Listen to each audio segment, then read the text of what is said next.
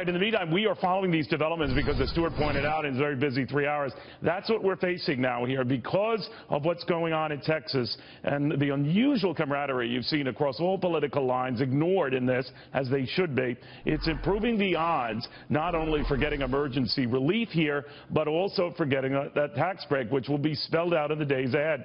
Now, as Gary Cohn, the National Economic Council chief, had told Stuart, the broad blueprints are now known, and what we long suspected has been now virtually confirmed, and now the battle begins. The Texas Republican Congressman Roger Williams on how that battle ensues. Congressman, I know you've got a lot to worry about in your own state, so I know you're fixated on that, as you should be. But the feeling seems to be that because of what's happening in your state, because of the unique camaraderie and bipartisanship that's been shown, it is actually going to improve the odds for getting something done on tax cuts. Do you buy that? Well, I think so. I mean, look, at people are joining together like we haven't seen in a long time. But I do think that we need to focus from a disaster standpoint. We need to focus on a clean, what I call a down payment when we get back to Washington and begin to get money going through this so people can begin to rebuild.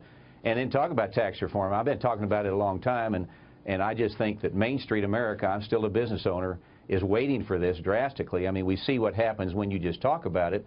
What would happen if we actually do something? So I think it's made people more flexible as far as how they think, and we'll just see what happens when we get back. Congressman, you were mentioning that we need a clean, I assume you were talking to a clean, rescue bill. The president's talked about something between $5.5 to $6 billion. Many argue in your state that that would be a down payment. Your governor, Governor Abbott, has said that damages could be well in excess of $130 billion, maybe more.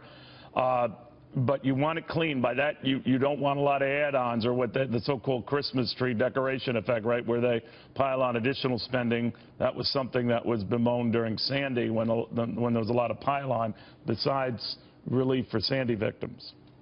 Well, I think exactly right, Neil. I mean, let's get a down payment of whatever number it is, because we don't have a clue how much this is going to cost yet.